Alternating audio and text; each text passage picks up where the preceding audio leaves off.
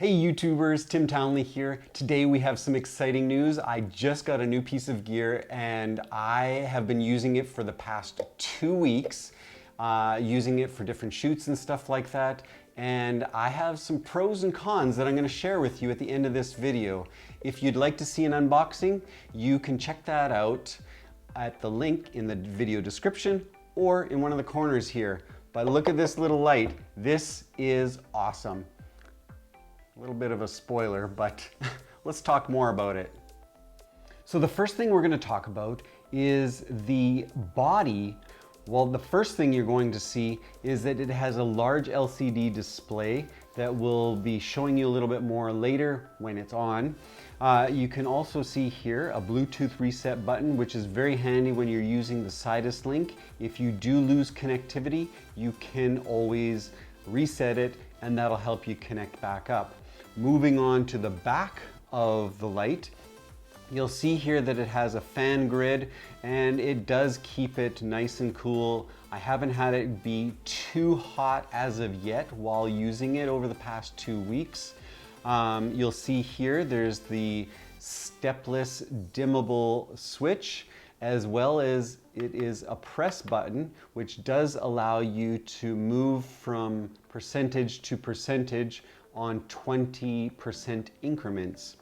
And you'll see over here your on and off button, which is just a normal toggle switch. And then you have your DC in power input. Over on this side here, you'll see that there is a V-mount. This V-mount has a release switch.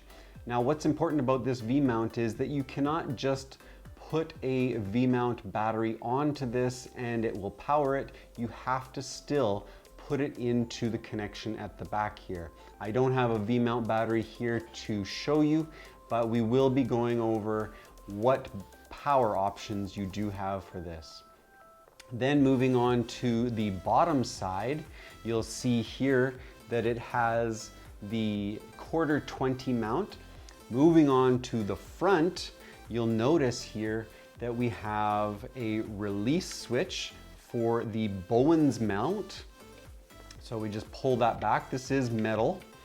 And then we just turn and it comes off like that.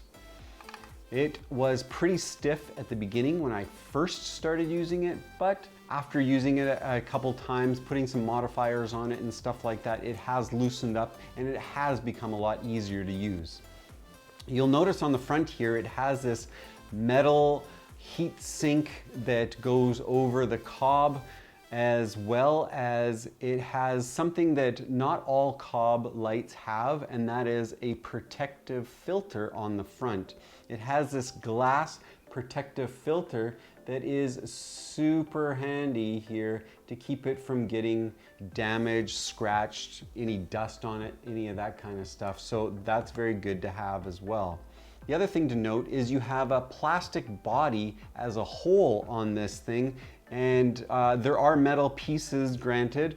Depending on your use with this light, it would be great for in studio if you're not moving around all the time, but you want a nice compact light and you want to put some easy modifiers or small modifiers on it, that would work.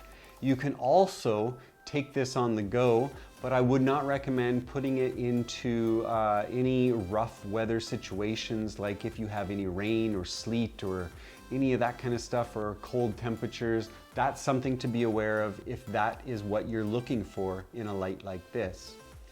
Next, we're going to take a look at some of the power options that you have in order to power this light. So the first thing is noting that this DC in is a screw-in DC power, and it comes with, so this is included in the package, is a power brick here with a very long cord. It comes out to be a little more than 4 meters. It is a great option and it's easy for you to get to any power outlet so that you can power this light. So that's one option. The other option is using the included NPF battery plate that comes with it. It's a plastic construction, but it is fairly solid feeling, and so far over the past 2 weeks I haven't had any issues using it. So I kind of switched between the power brick and using the NPF battery plate as well. You'll notice on the side here that it does have release switches for the batteries so that you can lock your batteries in place. We have a decently sized cable so that if you wanted to mount it a different way other than what's included on here, the V-mount itself, which I don't know why you would do that any other way, easily just clip it in like that. Pretty simple. And if you want to release it, the release is here, and there you go.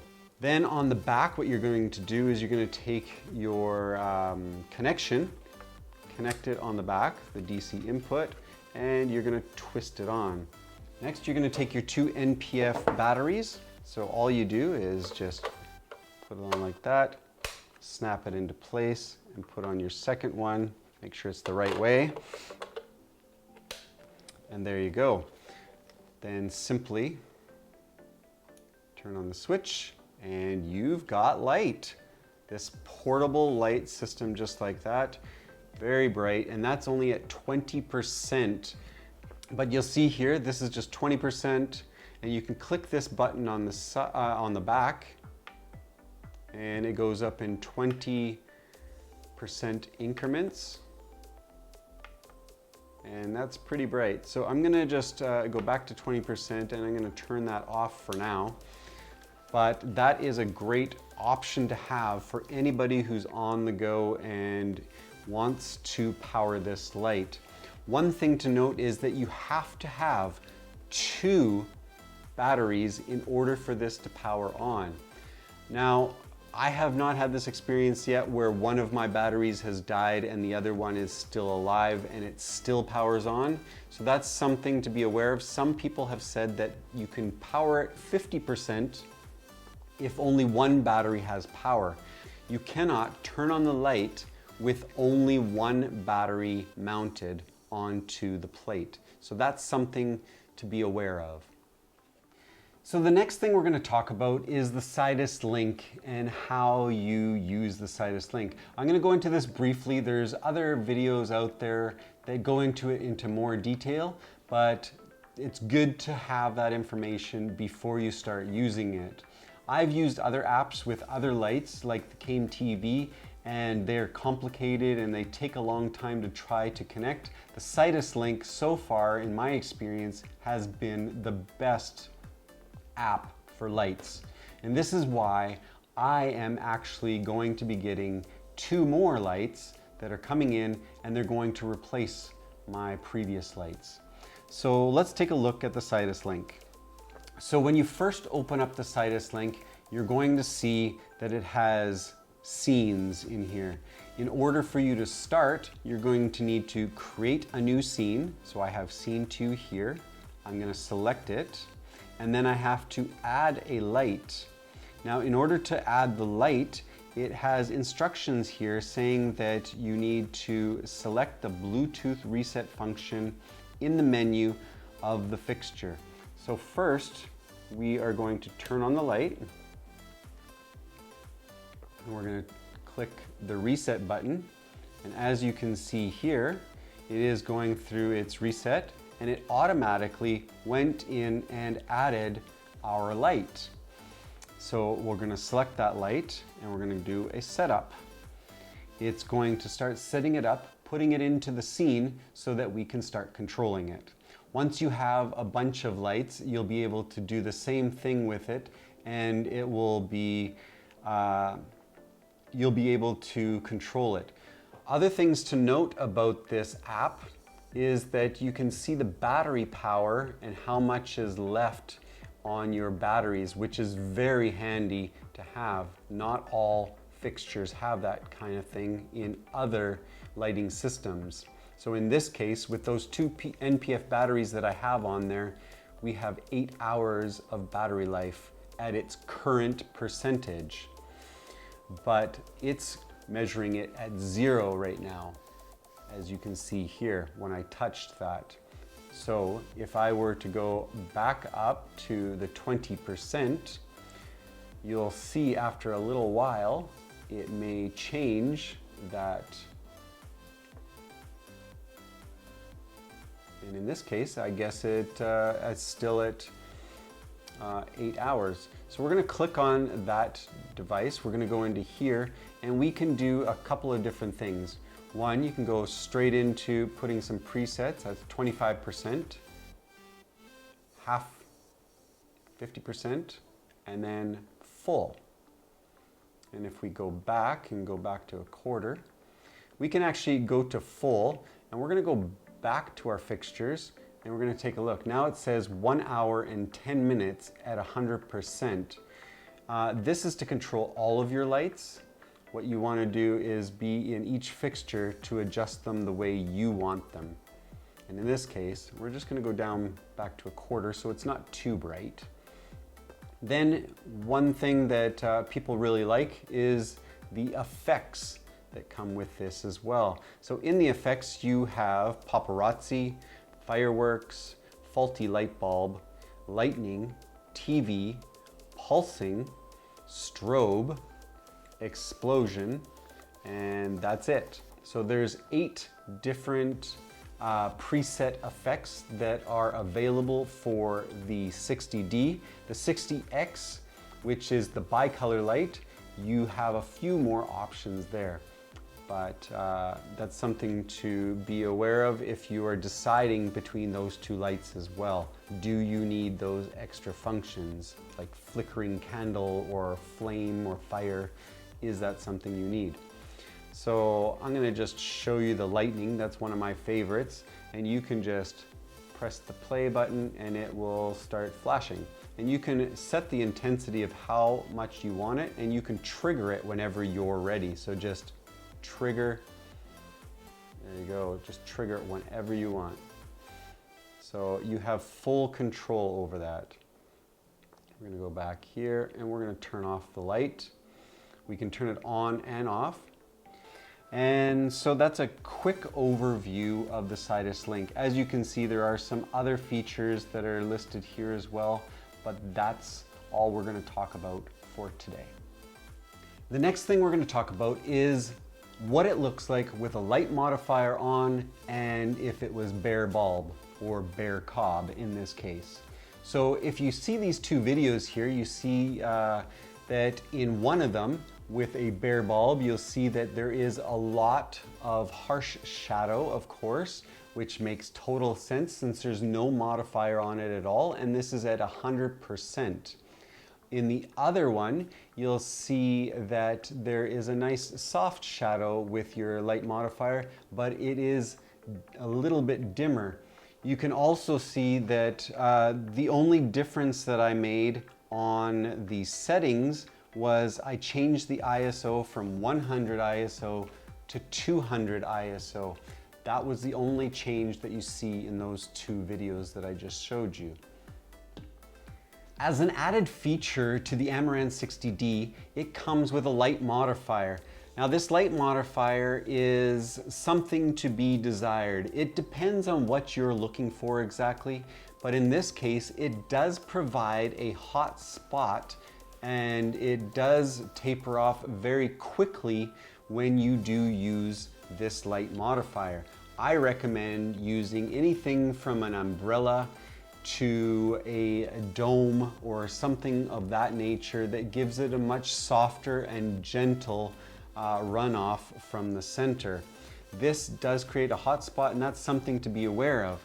I can show you in this next slide here, you can see that on the top line, we're using the hyperdisc and going from 20% increments up to 100%. You can see that it's at a 1 meter distance, 1/50th of a second, f5 at ISO 100. And you can see that hotspot can be a bit of an issue depending on how you're going to use it.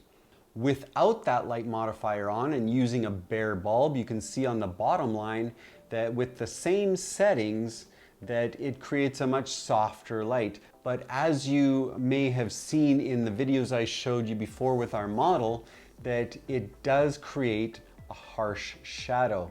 Depending on what you like, that could be the effect you're going for. So be aware of that. In conclusion, is the Amaran 60D the light for you? That's something for you to decide. For me, some of the pros to this is that it's lightweight, it's easily portable, it has the Sidus link, which is awesome. I love that app. It works great. It's very easy to use even if you don't have the app. The power cable that comes with it is 4 meters, so you can reach any power outlet very quickly and easily. You can also mount the NPF batteries. That is an awesome feature and one that I definitely will be using a lot of when I'm on location because I don't always have power available to me. The things that do not work for me are the case that it comes in. And if you've seen that unboxing, you'll notice that mine came damaged even before I opened up the box. That's something that they couldn't have known unless they checked ahead of time. So that's something to be aware of.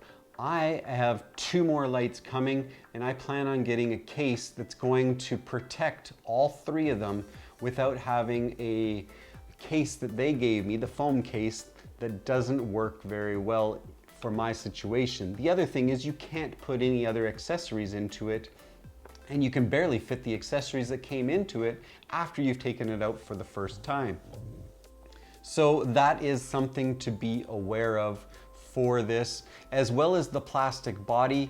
There is no weathering on this, so depending on your situation, that may be a big factor for you. So let me know in the comments below what you think of this light. Are you going to pick one up? Is it something that you can use in your workflow? I want to know. I'll talk to you soon and we'll see you on the next review. Bye for now.